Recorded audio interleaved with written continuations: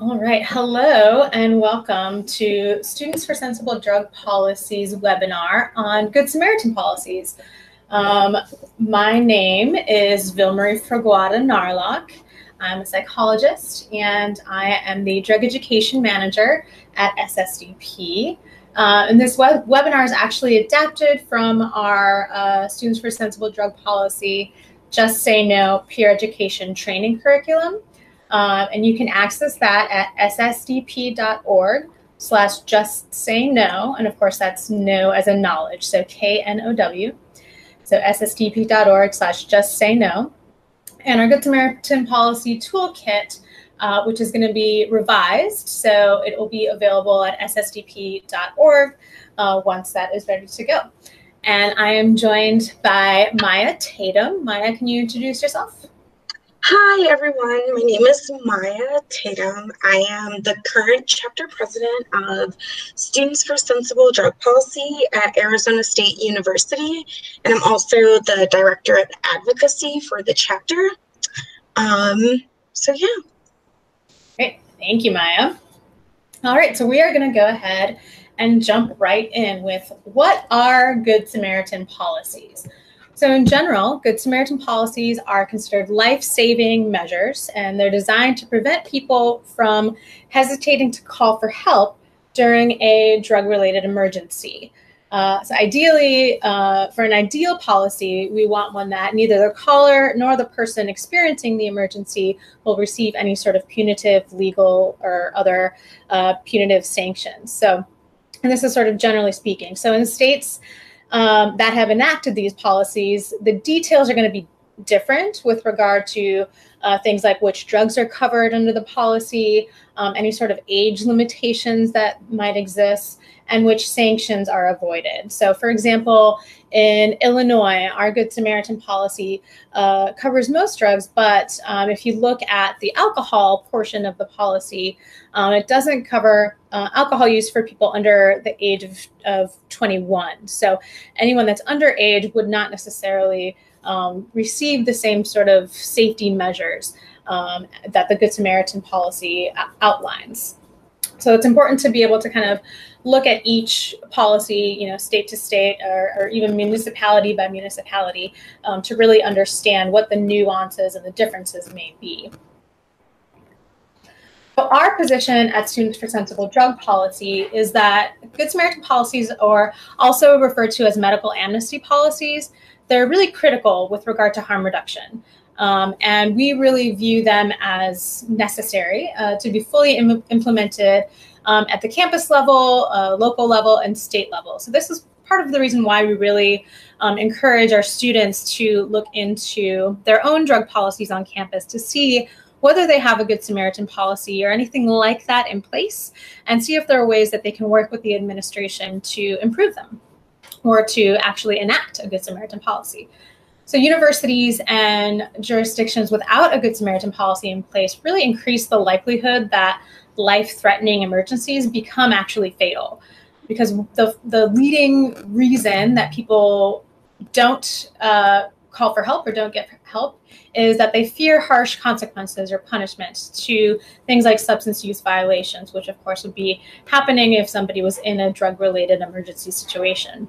So because of that, a lot of people are hesitant to alert authorities or otherwise get access to help during medical emergencies. And on campus, zero tolerance policies or other punitive approaches to drug use often will prevent students from calling for help. So this is kind of how it plays out in a campus setting. You can sort of see it play out similarly to how it does in a local level. So a campus Good SAM policy really is a harm reduction approach that's going to remove punitive academic, campus conduct, or legal sanctions.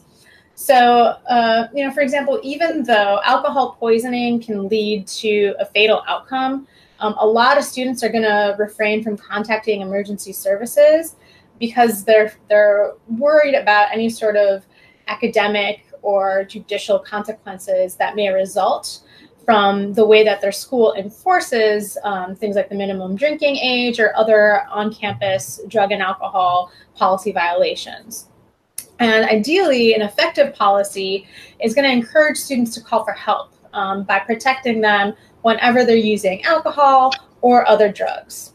And on some campuses, the protections actually extend to the other people that are in the same setting, whether it's your dorm room or on campus party, something like this, so that it's not just the person calling and the person who is using something.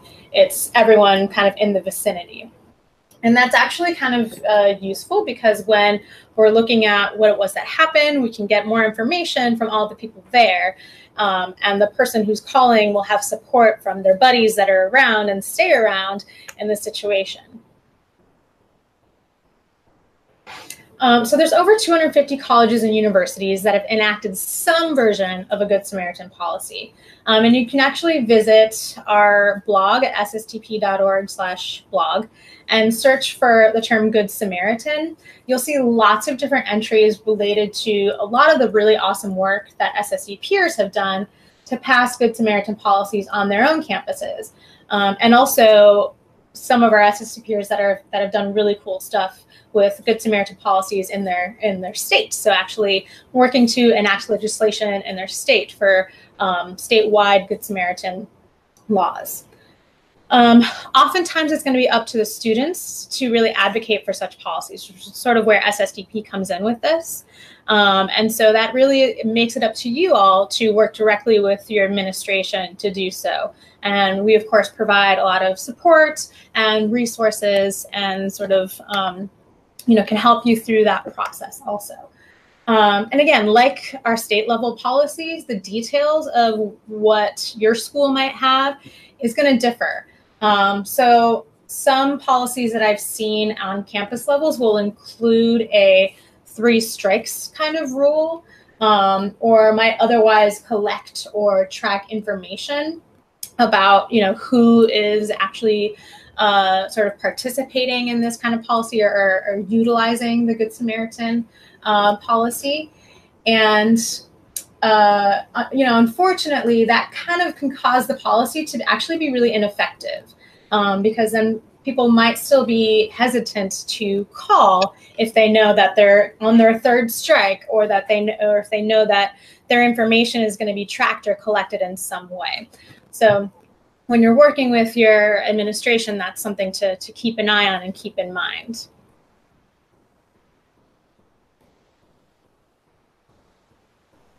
So what's actually in a Good Samaritan policy? Overall, we want something that's clearly worded, that's easily accessible, and effectively enforced. So oftentimes you'll see a campus that may have some document somewhere that talks about something that's a Good Samaritan or medical amnesty policy or protocol, but it isn't something that's actually sort of highlighted. It's not something that administration really alerts students to, so you kind of don't even know that it exists. So it's important for the students, if there is something like this on campus, to be working to ensure that people actually know about it, and that it's well known among the student body, that campus administration understands it, and that the public safety officers understand it. So it may even involve some training for folks on campus to better understand what the policy is and how it should be implemented.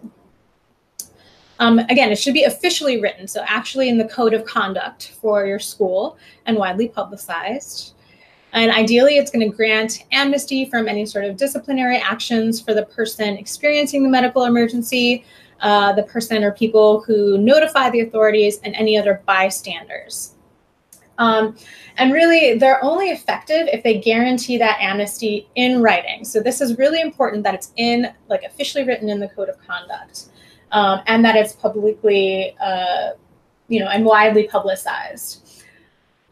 Policies that don't cover all students aren't ideal, like I mentioned before, because they can often discourage students and bystanders from staying at the scene or from calling 911 in the first place, which can, lead to other complications. So again, a Good Samaritan policy is going to include amnesty from any disciplinary action for violation of the substance policies, not just alcohol violations. So I have seen some that are only, alcohol only types of Good Samaritan policies. And ideally we want something that's going to cover all potential, drug use. Because really one that only grants amnesty for alcohol-related emergencies is going to be incomplete, right? Because people use all sorts of drugs, not just alcohol.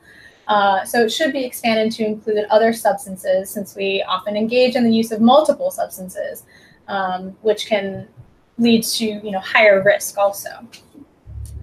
And this should apply, it should also apply educational sanctions versus disciplinary sanctions, if any sanctions are going to be included. So for example, something like writing a report on the risks of substance use, or completing a SSDP Just Say No peer education training lesson would be a great alternative to what would usually be considered a punitive sanction, because it allows students to learn a little bit, get some additional information that might help them avoid this type of medical emergency in the future. And students are going to be less reluctant to call for medical assistance if they're not going to fear something like expulsion or suspension, or fear getting kicked out of the dorms, things like this. And in addition, educational sanctions like writing a report is going to provide them with some additional information, like I said.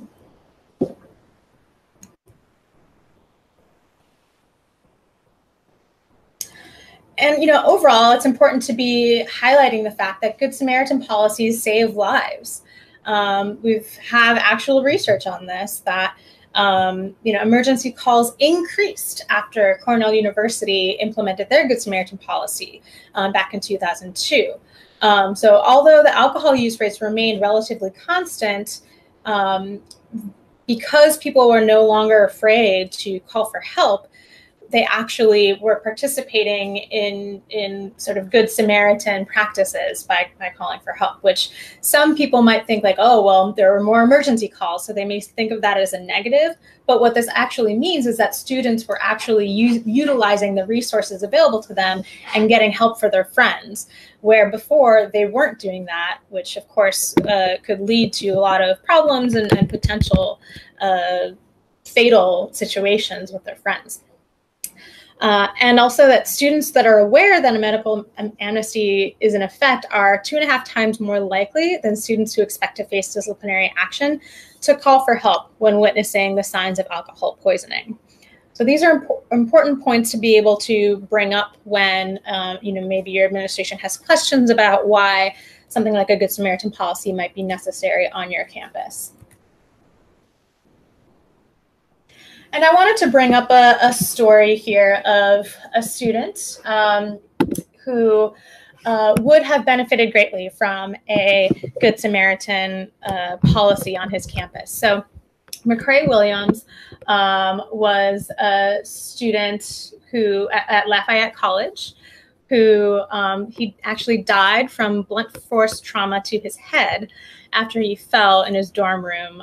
He had been attending a lacrosse sort of introduction party at his school. It was early on in the school year, and he had been drinking and he fell. And initially his friends, in the interest of helping him, trying to make sure that he wasn't going to roll on his back or something like that, so they had good intentions, put him on his bed. They, he got him back to his dorm room, and they jamsported him, which is also known as drunk packing or backpacking or turtling. So that's essentially when someone fills a backpack with like books or other heavy things, and then they kind of put that on the person who is drunk and passed out or whatever, with the idea that, helping them from rolling over, and preventing them from choking on their own vomit. However, this is actually a really bad practice, because what's happened is, this has been the case with McCrae, is people have gotten up afterwards, and then the heavy backpack has caused them to fall again, and just leading to more risk than it is helpful. So after his fall, McCrae was left alone. So again, another harm reduction strategy is to always stay with the person. His friends and the people that were helping him, unfortunately, left him alone for almost a full day after his fall. And then finally, someone decided to get him into a car to bring him to a medical facility. The coaching staff found out, and they finally called 911. So he was taken to a hospital. He was pronounced brain dead and passed away the following day. And, in his honor, his family started the McCrae James Williams Foundation, to advocate specifically for Good Samaritan policies across college campuses, and to also expose sort of the dangers of this backpacking or jansporting practice that happened with McCrae. So they started his foundation again in his memory to advocate for these policies. And they've learned that even in cases where the school has a Good Samaritan policy, student athletes in particular are often not awarded the same amnesty. And so they might face additional discipline from their coaches. So maybe not being able to play or participate in games or sports. They might lose their athletic scholarships, things like this. So then they also learned that a lot of coaches and athletic departments weren't even aware of such policies. So they're now working on a sort of a larger campaign to educate campus communities about Good Samaritan policies, and are focusing on strategies to get athletic departments on board with this, to support and actually follow the Good Samaritan policies so that all students on campus have sort of the same amnesty. And they've also developed a survey for college students about backpacking and Good Samaritan policies, because they kind of want to find out a little bit about what students know about this, and how prevalent something like backpacking or jansporting is, what their knowledge is on Good Samaritan policies, and how comfortable they are in calling for help when someone is in need of medical attention. So they're trying to get a better sense of what students are doing now to be able to utilize that information to further advocate for Good Samaritan policies. And I'm going to shift it over to our friend Maya here, who's going to tell us a little bit about some of the experiences that she's seen, or things that she's seen at ASU. Thank you so much. So similar to the McCrae Williams story, we also had a similar incident happen back in 2012. We had a student, his name was Jake Kulolius. He drowned in the Salt River as a result of being intoxicated. And so there were actually a lot of things that led into this happening. But one of the things that I think is very profound is he was seen leaving like a fraternity event, and people did recognize that he was intoxicated, and no one did approach him to help. And I think that goes back to the fear around wanting to call for help, wanting to seek help in those situations, because our university does not have a Good Samaritan policy, so there wouldn't be any protections for him in that situation. And so unfortunately it did end the way it did. And I think that's a reason to really advocate and push for, a Good Samaritan policy, so that we don't have situations like this happen on our campus, and really any campus in the country. But the thing that was interesting about this situation was, after this happened, there were a lot of crackdowns on binge drinking, which actually resulted in a lot of injuries near